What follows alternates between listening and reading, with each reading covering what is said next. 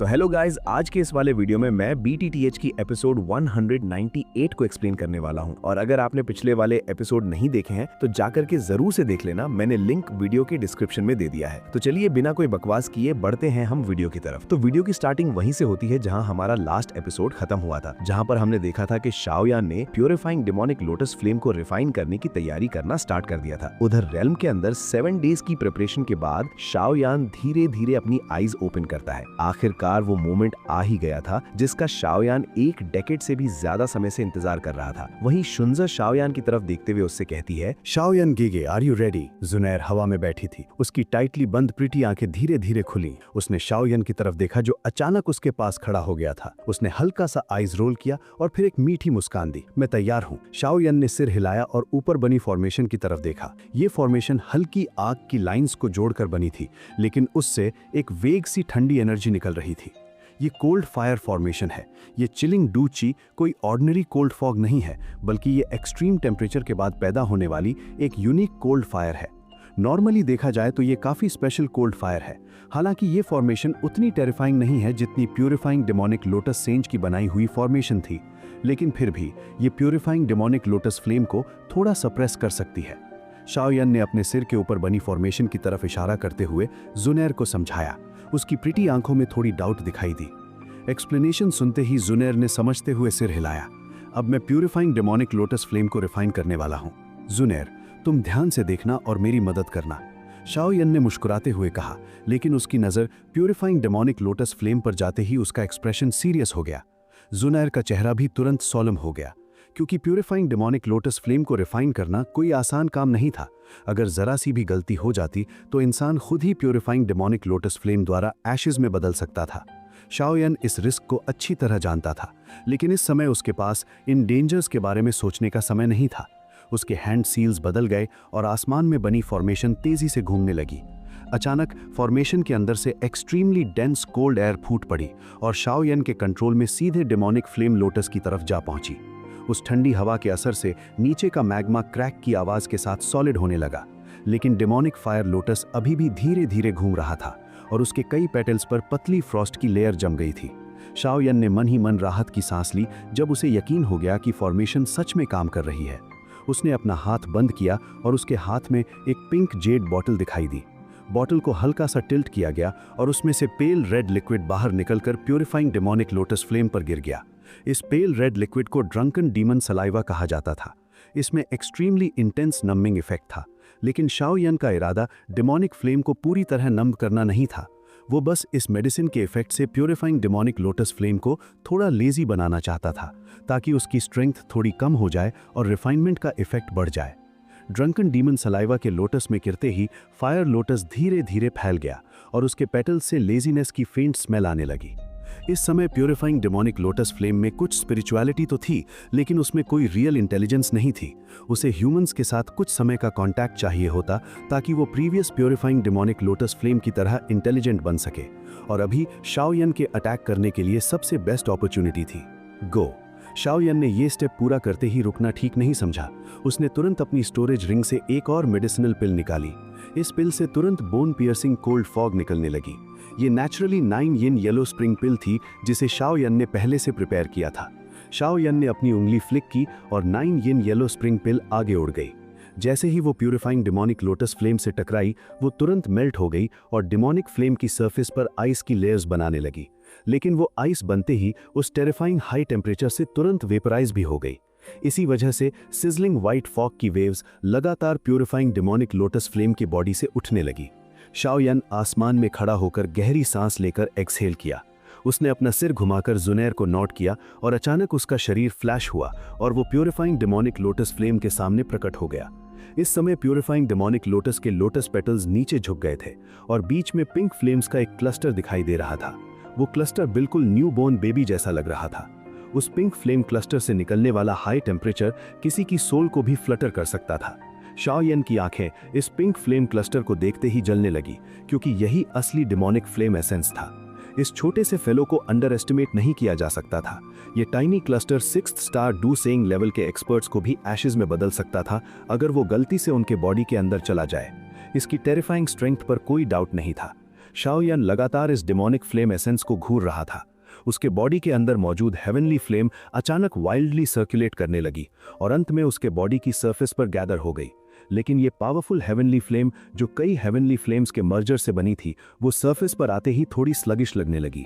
उसकी heavenly flame अब पहले से काफी डिम दिख रही थी, क्योंकि प्यूरिफाइंग डेमोनिक लोटस फ्लेम उसे सप्रेस कर रही थी। हेवनली फ्लेम रैंकिंग की टॉप 3 फ्लेम्स हेवनली फ्लेम्स की किंग्स होती हैं। कोई भी ऑर्डिनरी हेवनली फ्लेम उनसे मिलने के बाद अपनी स्ट्रेंथ खो देती है, और भले ही शाओयन की हेवनली फ्लेम 5 हेवनली फ्लेम्स का मर्जर थी, फिर भी वो प्यूरिफाइंग डेमोनिक लोटस फ्लेम से फाइट नहीं कर पा रही थी। शाओयन के पास अपनी हेवनली फ्लेम के डिम होने की चिंता करने का समय नहीं था। उसने धीरे धीरे कांपता हुआ हाथ जुनेर की एंग्शियस आंखों के सामने आगे बढ़ाया और फायर लोटस के अंदर डाल दिया। इसके बाद उसने पिंक फ्लेम्स के उस क्लस्टर को पकड़ लिया। जैसे ही शाओयन का हाथ पिंक फ्लेम्स को छुआ, वैसे ही वो टाइनी फ्लेम्स तुरंत स्वेल हो गईं और फियर्स फ्लेम्स बनकर शाओयन के पूरे बॉडी को रैप करने लगी। एक टेरिफाइंग टेम्परेचर अचानक फूट पड़ा, जिसने आसमान तक का माहौल बदल दिया। शाओयन गेगे। इस अनएक्सपेक्टेड चेंज से जुनेर घबरा गई। वो तुरंत खड़ी हो गई और उसकी प्रिटी आंखें बेहद एंग्शियस होकर पिंक फ्लेम्स के क्लस्टर को देखने लगी। बर्निंग फ्लेम्स के अंदर खड़े शाओयन का चेहरा हार्ट पियर्सिंग पेन के कारण डिस्टॉर्ट हो गया था। वो पागलों की तरह अपने बॉडी की हेवनली फ्लेम को पुश कर रहा था, ताकि प्यूरिफाइंग डेमोनिक लोटस फ्लेम के टेरिफाइंग हाई टेम्परेचर से होने वाले डैमेज को कम कर सके।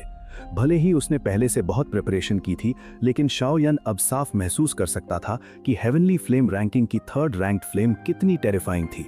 शाओयन के मुंह से इंटेंस पैंटिंग की आवाज निकल रही थी और उसके पोर्स से wave after wave fresh bright red blood बाहर निकल रहा था। लेकिन वो ब्लड निकलते ही सॉलिड होकर क्यूटिकल बन जाता और उसकी स्किन से चिपक जाता। इससे शाओयन ऐसा लग रहा था जैसे उसने ब्लड कलर्ड आर्मर पहन लिया हो। मैंने इस दिन के लिए इतनी मेहनत की है, ये थोड़ी सी पेन मुझे नहीं रोक सकती। शाओयन के पूरे बॉडी से फ्रेश ब्लड ड्रिप हो रहा था। उसके हेयर एशेज में बदल चुके थे और उसके सिर पर एक राउंड बाल्ड हेड बचा था। उसे देखकर वो बेहद कॉमिकल और मिजरेबल लग रहा था।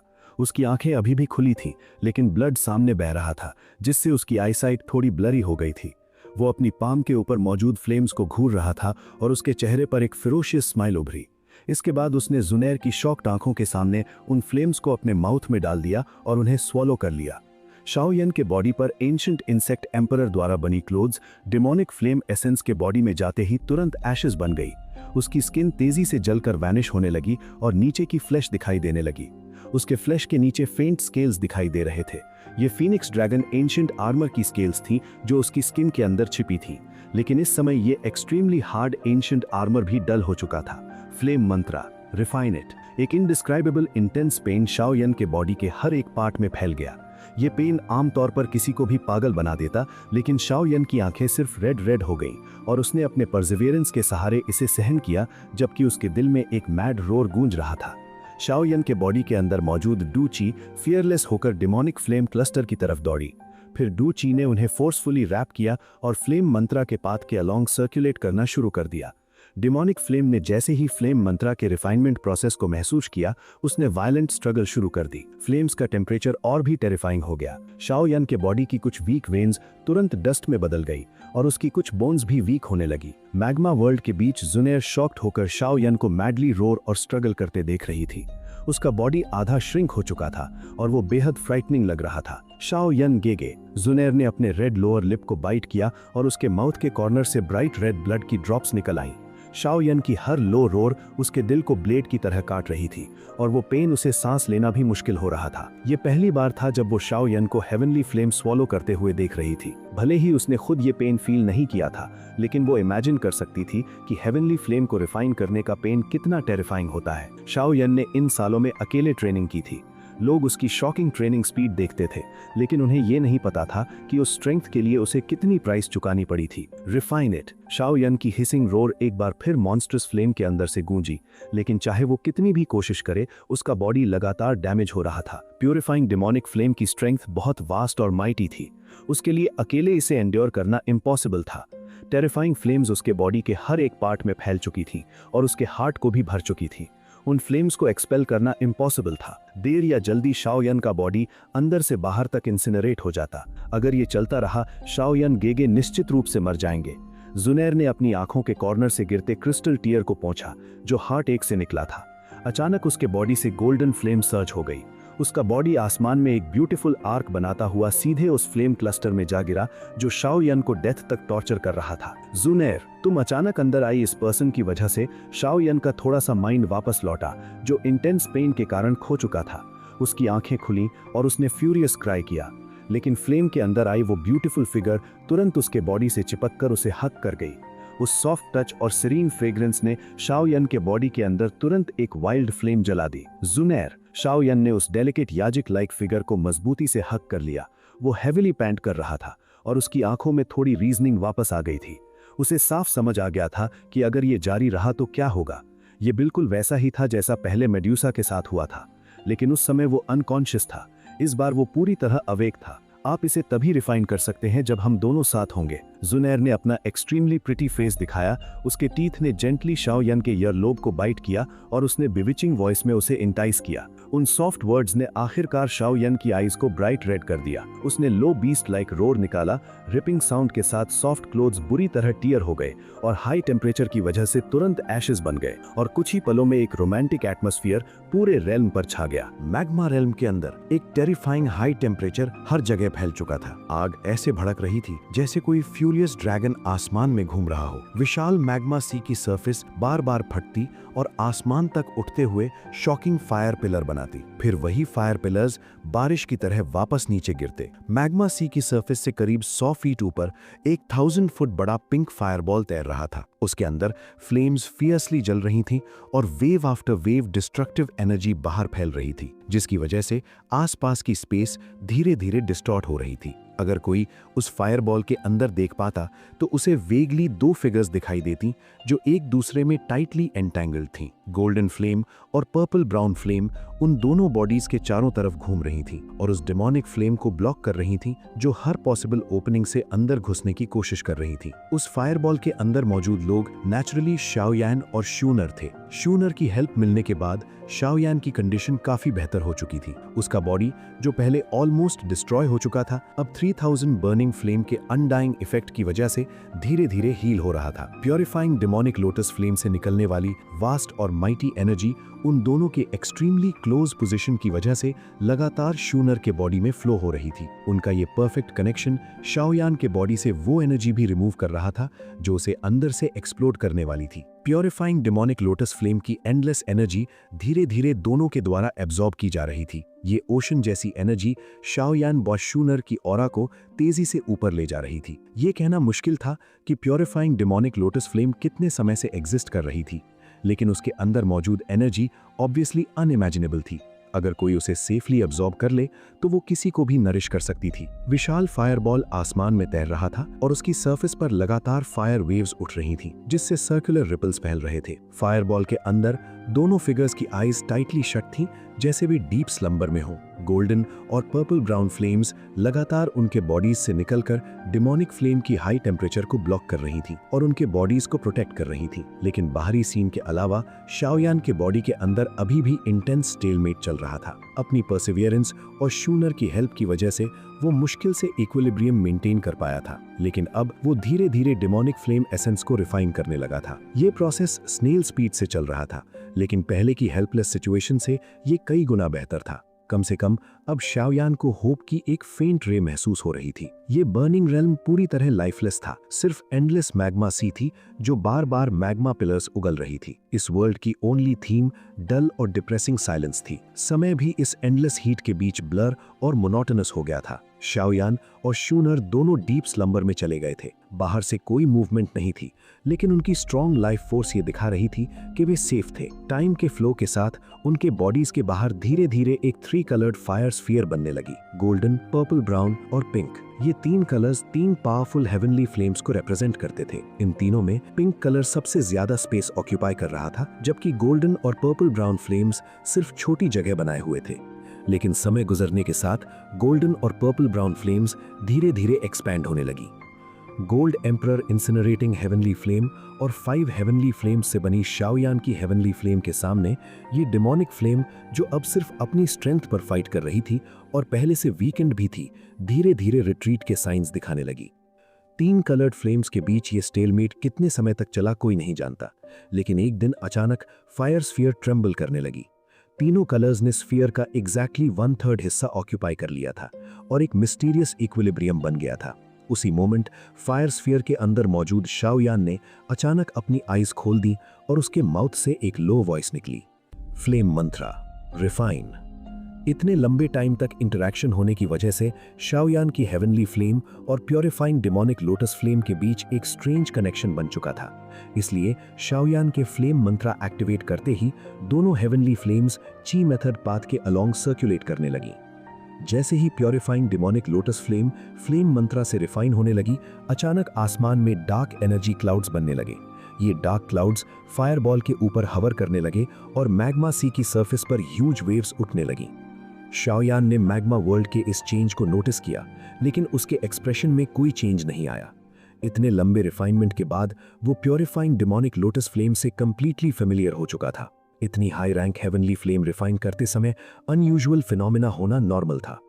शाओयान ने अपनी एम्ब्रेस में सो रही ब्यूटीफुल फिगर को देखा और उसके फेस पर वार्म स्माइल आई।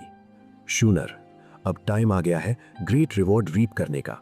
शाओयान के आर्म्स ने जेंटली शूनर की डेलिकेट विलो लाइक वेस्ट को हक किया और उसके हैंड सील क्वाइटली चेंज हो गए। हैंड सील चेंज होते ही शाओयान के बॉडी के अंदर प्योरीफाइंग डिमोनिक लोटस फ्लेम का एक स्मॉल पोर्शन जो अभी तक रेजिस्ट कर रहा था, फाइनली रिफाइन हो गया। तुरंत लिक्विड लाइक वास्ट एनर्जी उसके पूरे बॉडी में फैल गई। उसके बॉडी की मेरिडियंस एक मोमेंट में कंप्लीटली फिल हो गई। उसकी फ्लैश, मसल्स, बोन्स और सेल्स ऐसे बिहेव कर रहे थे जैसे हंग्री घोस्ट्स जो डेकेड से भूखे हों और उस एंडलेस एनर्जी को क्रेजीली डिवावर कर रहे हों। अपने बॉडी को रैपिडली फिल होते महसूस करके शाओयान ने सिर झुकाया और सॉफ्टली शूनर के स्लाइटली रेज्ड रेड लिप्स को किस किया। उसी मोमेंट फ्लड वाटर जैसी वास्ट एनर्जी क्रेजी स्पीड से शूनर के बॉडी में भी फ्लो करने लगी। रिफाइनमेंट प्रोसेस कंटिन्यू रहा। फ्लड वाटर जैसी एनर्जी वेव्स शाओयान के बॉडी में रिफाइन होकर सर्कुलेट होती और फिर शूनर के बॉडी में ट्रांसफर हो जाती। शूनर के बॉडी द्वारा एब्जॉर्ब होने के बाद रिमेनिंग एनर्जी फिर वापस शाओयान के बॉडी में लौटती, लेकिन वापस आने वाली एनर्जी पहले से ज्यादा प्योर हो चुकी थी और उसमें गोल्ड एम्परर इंसिनरेटिंग हेवनली फ्लेम की फेंट फीलिंग भी शामिल थी। इस कंटिन्यूअस रिफाइनमेंट के साथ शाओयान और शूनर के बीच एक परफेक्ट साइकिल बन गया। एंडलेसली माइटी एनर्जी बार बार उनके बॉडीज को वॉश कर रही थी और समय के साथ दोनों की ऑरा लगातार क्लाइम कर रही थी। जैसे जैसे डिमोनिक फ्लेम एसेंस रिटेलिएट करने की एबिलिटी खोने लगी, वैसे वैसे वो इनॉर्मस फायरबॉल भी काम होने लगा और उसकी वाइल्ड वायलेंस कम होने लगी। फायरबॉल के इंटीरियर में शाओयान और शूनर स्ट्रेंज फैशन में टाइटली एंटेंगल्ड थे। उनके आसपास लेयर आफ्टर लेयर फेंट गोल्डन पिंक क्रिस्टल्स बनने लगे और धीरे धीरे वो क्रिस्टल एग जैसे ऑब्जेक्ट में ट्रांसफॉर्म हो गए, जिसने दोनों को पूरी तरह रैप कर लिया। जैसे ही ये क्रिस्टल एग बना, शाओयान और शूनर की ऑरा कंप्लीटली वैनिश हो गई और मैग्मा रेल्म फिर से लाइफलेस हो गया। सेंट्रल प्लेन्स में मीनवाइल डिमोनिक फ्लेम के डिसेंड होने के बाद एक पूरा साल गुजर गया था। एक साल लंबा भी होता है और छोटा, लेकिन सेंट्रल प्लेन्स में इस दौरान बहुत कुछ हो चुका था। डिमोनिक फ्लेम वर्ल्ड में डिसेंड होने के तुरंत बाद हॉल ऑफ सोल्स ने स्काई मैंशन अलायंस से मैन हॉल डिस्ट्रॉय करने का रिवेंज लेना शुरू कर दिया। अलायंस के 1/3 सिटीज पर अटैक हुआ, लेकिन स्काई मैंशन अलायंस ने जरा भी सरेंडर नहीं किया और उन्होंने हॉल ऑफ सोल्स के ऑफेंसिव का मजबूती से सामना किया। अलायंस ने अपनी फोर्सेस गैदर की और काउंटर अटैक शुरू कर दिया। एक साल के अंदर दोनों सुपर फैक्शंस आग और पानी की तरह टकराने लगे। दोनों साइड्स को हैवी लॉसेस हुए, लेकिन फाइनल कॉन्फ्रंटेशन अभी तक नहीं हुआ था, क्योंकि अब स्काई मैंशन अलायंस पहले जैसी नहीं रही थी। ज़ी यान और शाओ चेन जैसे पावरफुल एक्सपर्ट्स अलायंस में मौजूद थे, जो हॉल ऑफ सोल्स के चीफ से भी कम नहीं थे। इसलिए हॉल ऑफ सोल्स का चीफ भी अलायंस हेडक्वार्टर्स पर डायरेक्ट अटैक करने की हिम्मत नहीं कर पा रहा था। इसके अलावा पिल टावर के एंसेस्टर ने भले फॉलिंग स्टार पेविलियन में स्टे नहीं किया, लेकिन उन्होंने याओ लाओ और अदर्स को उनसे कांटेक्ट करने का मेथड दे दिया था। ऐसे अल्टीमेट एक्सपर्ट के सपोर्ट की वजह से हॉल ऑफ सोल्स अब अलायंस को एक्सटर्मिनेट करने की थ्रेट नहीं दे सकता था। इन सभी रीजंस की वजह से स्काई मैंशन अलायंस इस लार्ज स्केल वॉर में डिसएडवांटेज में नहीं आई, बल्कि धीरे धीरे अपर हैंड दिखाने लगी। इसी वजह से स्काई मैंशन अलायंस की रेपुटेशन सेंट्रल प्लेन्स में पीक पर पहुंच गई, क्योंकि पास्ट में कोई फैक्शन हॉल ऑफ सोल्स के अगेंस्ट इतना स्ट्रॉन्ग रिजल्ट अचीव नहीं कर पाया था। लोग इमोशनल होकर अलायंस की बात करते थे और धीरे धीरे सेंट्रल प्लेन्स का ओवरलॉर्ड बनने का स्टेटस हॉल ऑफ सोल्स से शिफ्ट होकर नई पावर स्काई मैंशन अलायंस की तरफ जाने लगा। दूसरी तरफ हन क्लैन भी हॉल ऑफ सोल्स को ज्यादा हेल्प नहीं कर रहा था। उन्होंने क्वाइटली कुछ एक्सपर्ट्स भेजे थे, लेकिन वे हॉल ऑफ सोल्स को ओवरवेलमिंग एडवांटेज नहीं दे पा रहे थे। याओ लाओ और अदर्स ने इसका रीजन ये माना कि हन क्लैन एंशिएंट अग्रीमेंट से रिस्ट्रिक्टेड है। वॉर के बीच भी याओ लाओ और बाकी लोग उस लोकेशन पर लगातार अटेंशन रखे हुए थे जहां डिमोनिक फ्लेम डिसेंड हुई थी, लेकिन हर बार प्रोब करने पर उन्हें डिसअपॉइंटमेंट ही मिली, क्योंकि पूरे 1 साल में वहां कोई अनयूजुअल एक्टिविटी नहीं हुई। अगर जी यान के हैंड पर मौजूद ड्रैगन साइन अभी भी प्रेजेंट नहीं होता तो शायद वे भी सोच लेते कि शाओ यान और शूनर के साथ कुछ बैड हो चुका है, लेकिन सिचुएशन का उनके पास कोई सोल्यूशन नहीं था। इसलिए उन्होंने धीरे धीरे अपना फोकस हन क्लैन के साथ बैटल्स पर शिफ्ट कर दिया। सेंट्रल प्लेन्स के सभी लोगों की नजरें जब हॉल ऑफ सोल्स और स्काई मैंशन अलायंस के बैटल्स पर टिकी थीं, तभी एक शॉकिंग न्यूज अननोन सोर्स से क्वाइटली पूरे कॉन्टिनेंट में फैल गई। 8 एंशिएंट क्लैन्स में से एक शी क्लैन मिस्टीरियसली वैनिश हो गया था, बिल्कुल लिंक क्लैन की तरह। और इस न्यूज के बाद हर किसी को महसूस होने लगा कि सेंट्रल प्लेन्स पर एक बड़ा मिस्टीरियस शैडो छा गया है। शी क्लैन 8 एंशिएंट क्लैन्स में से एक था। भले ही शू क्लैन उतना फेमस नहीं था जितना गू क्लैन या हन क्लैन, लेकिन फिर भी वो 8 एंशिएंट क्लैन्स का हिस्सा था और कोई ऑर्डिनरी एग्जिस्टेंस नहीं था। शी क्लैन आमतौर पर लो प्रोफाइल रखता था और उनसे जुड़ी खबरें रेयरली बाहर आती थी, लेकिन लो प्रोफाइल रहने का मतलब ये बिल्कुल नहीं था कि वे वीक थे। फाइटिंग स्ट्रेंथ के हिसाब से शी क्लैन काफी पावरफुल माना जाता था। वो लिंक क्लैन से भी ज्यादा स्ट्रांग था, जो सबसे पहले मिस्टीरियसली डिसअपियर हुआ था। क्लैन के अंदर कई पावरफुल इंडिविजुअल्स मौजूद थे जिनकी फाउंडेशन बेहद मजबूत थी, लेकिन इतनी मजबूत फाउंडेशन रखने वाली ये सुपर फैक्शन भी एक रात के अंदर मिस्टीरियसली वैनिश हो गई। सिर्फ इस डिसअपियरेंस के बारे में सोचने से ही किसी के दिल में ठंडक दौड़ जाती थी। शी क्लैन बिल्कुल उसी तरह गायब हुआ था जैसे लिंक क्लैन हुआ था। डिसअपियरेंस से पहले उनके रेल्म्स भी बंद हो गए थे, और जब रेल्म्स दोबारा खुले तो मिलियंस क्लैन मेंबर्स और डिसेंडेंट्स सिटीजन्स में से एक भी नहीं मिला। एक भी व्यक्ति बाकी नहीं बचा था। अलग अलग फैक्शंस के एक्सपर्ट्स के ग्रुप्स जब शी क्लैन के रेल्म में गए तो उनके पैरों से लेकर दिल तक ठंडक दौड़ गई। रेल्म के अंदर सब कुछ कंप्लीटली क्वाइट और लाइफलेस था। आखिर ऐसी कौन सी टेरिफाइंग एग्जिस्टेंस थी जो मिलियंस लोगों को खत्म कर सकती थी? उन मिलियंस में शी क्लैन के कई टॉप एक्सपर्ट्स भी शामिल थे। वे एक्सपर्ट्स सेंट्रल प्लेन्स में ऐसे एग्जिस्टेंसेस थे जिनका सिर्फ एक कदम भी दुनिया को हिला सकता था, लेकिन फिर भी शी क्लैन पूरी तरह इस दुनिया से मिटा दिया गया था। शी क्लैन के डिसअपियरेंस की खबर हरिकेन की तरह पूरे सेंट्रल प्लेन्स में फैल गई। हर फैक्शन इस शॉकिंग न्यूज से हिल गया। जिन लोगों की सेंसेस शार्प थी उन्हें वेगली महसूस हुआ कि कुछ सही नहीं है। सभी एंशिएंट फैक्शंस हजारों सालों से एग्जिस्ट कर रहे थे और उनकी इनहेरिटेंस बेहद लंबी थी। फिर भी सिर्फ 10 साल के अंदर 2 क्लैन्स पूरी तरह वैनिश हो गए। अगर ऐसा एक बार होता तो इसे कोइंसिडेंस माना जा सकता था, लेकिन 2 बार होना बहुत स्ट्रेंज था। और सबसे शॉकिंग बात यह थी कि दोनों क्लैन्स बिल्कुल एक ही तरीके से डिसअपियर हुए थे। इससे ये आइडिया आता था कि लिंक क्लैन और शी क्लैन को खत्म करने वाला परपेट्रेटर शायद वही सेम पर्सन या सेम फैक्शन था।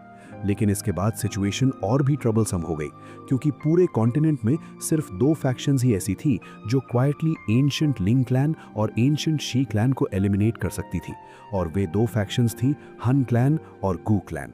तुरंत ही काउंटलेस गेसेस और डाउट्स इन दोनों फैक्शंस की तरफ फेंक दिए गए। हन क्लैन ने हमेशा की तरह इन गेसेस का कोई रिस्पॉन्स नहीं दिया, लेकिन गू क्लैन के लिए ये सिचुएशन हेडेक बन गई, क्योंकि डाउट्स उनकी तरफ भी आ रहे थे।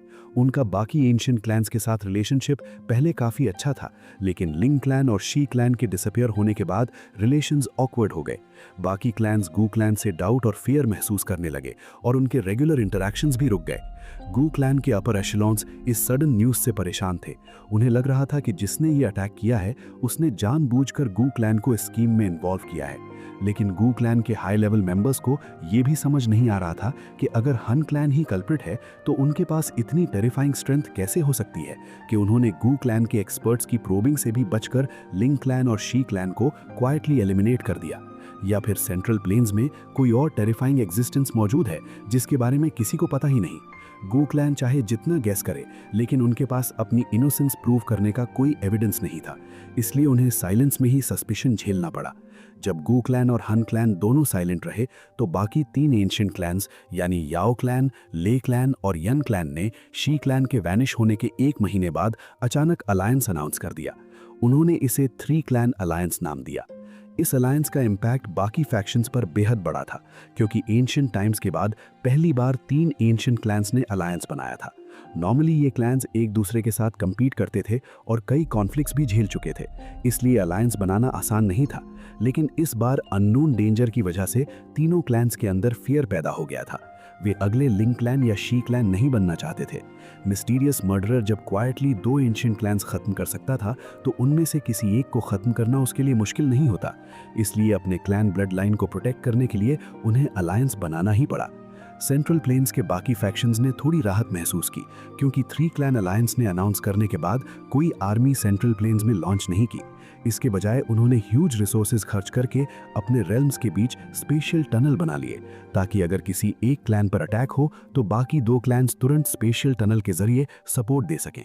टनल्स बनने के बाद तीनों क्लैन्स ऑलमोस्ट इम्प्रेग्नेबल बन गए और तब जाकर उन्होंने थोड़ा रिलैक्स किया। उसके बाद उन्होंने कुछ एक्सपर्ट्स डिस्पैच किए जो लगातार शी क्लैन के रेल्म में जाकर एविडेंस ढूंढने लगे ताकि कल्प्रिट का पता लगाया जा सके। सेंट्रल प्लेन्स हमेशा इंटरेस्टिंग रहा है, इसलिए कोई भी इवेंट ज्यादा समय तक स्पॉटलाइट में नहीं रहता।